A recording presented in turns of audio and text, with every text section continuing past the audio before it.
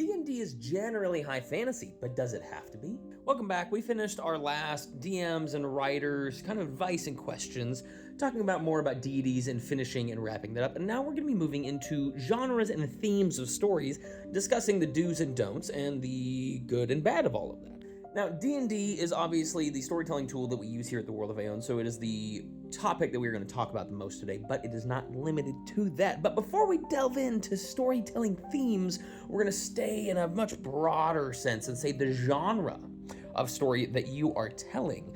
Again, D&D generally being high fantasy, but it doesn't have to be. You can also tell stories, whether you're writing a book or whether you're using D&D, you can tell stories in a fantasy setting that's high fantasy, low fantasy, dark fantasy, grim dark fantasy, western fantasy, sci-fi fantasy, the list goes on.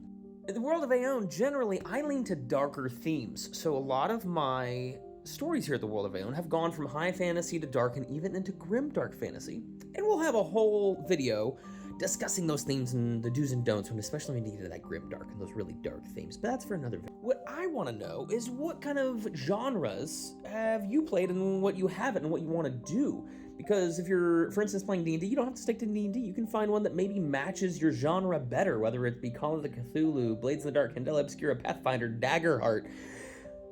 There's lots of options. Regardless, let me know what you guys have done and what you want to do and what you're thinking about exploring, and then we'll delve deeper into specific genres and even storytelling themes within each of them and kind of talk about it a bit. So we'll see you next time.